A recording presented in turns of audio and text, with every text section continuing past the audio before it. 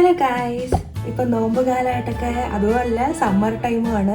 അപ്പോൾ നല്ലൊരു സമ്മർ ഡ്രിങ്കാണ് നമ്മൾക്കിന്ന് ഉണ്ടാക്കാൻ പോകുന്നത്. മൊഹബത്ത് കാ ഷർബത്താണ്.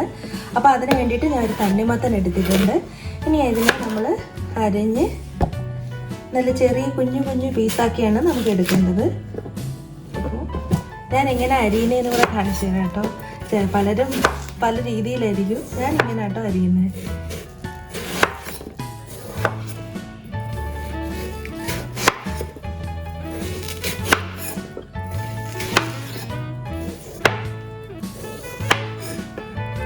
ഇങ്ങനെ എടുത്തിട്ടുണ്ട്. നമുക്കിനി ഇതിനെ ചെറിയ ചെറിയ പീസാക്കി എടുക്കാം.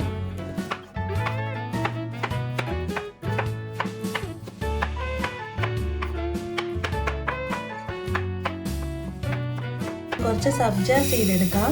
എന്നിട്ട് അതിനെ ഒന്ന് വെള്ളത്തിൽ കുതിർത്ത് വെച്ച് വെക്കണം. അപ്പം തന്നെ അത് നന്നായിട്ട് എക്സ്പാൻഡ് ചെയ്തിട്ട് ഉണ്ടാവും. അപ്പോൾ നമുക്കിനി വെള്ളം ഒഴിച്ച് വെക്കാം.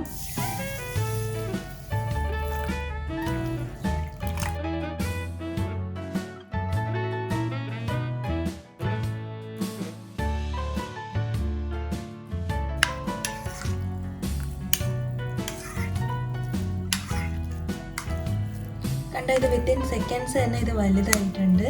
അപ്പോൾ ഇത്രയേ ഉള്ളൂ. ഇനി നമുക്ക് അടുത്ത കാര്യങ്ങളൊക്കെ എടുക്കാം. ഇനി കുറച്ച് ബാദാം എടുത്തിട്ട് ചോപ്പ് ചെയ്യാം.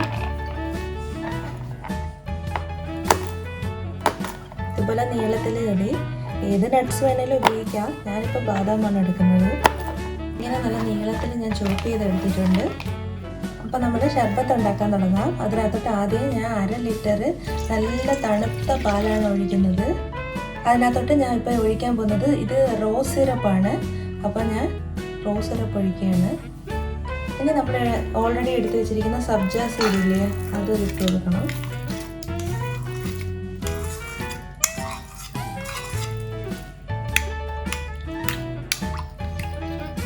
ക്യാമറയിൽ കാണാൻ പറ്റുന്നതെന്നുള്ളത് ഇതിപ്പോൾ നല്ലൊരു കളർ വന്നിട്ടുണ്ട്. ഇപ്പോൾ നമ്മൾ റോസ് സിറപ്പും പിന്നെ ഇട്ടിരിക്കുന്നത് സബ്ജ സീഡും മാത്രമാണ് ഇട്ടിരിക്കുന്നത്. ഇതിനകത്തോട്ട് നമ്മളിനി വാട്ടർമെലൺ അരിഞ്ഞ് വെച്ചിരിക്കുന്നത് ആഡ് ചെയ്ത് കൊടുക്കുകയാണ്.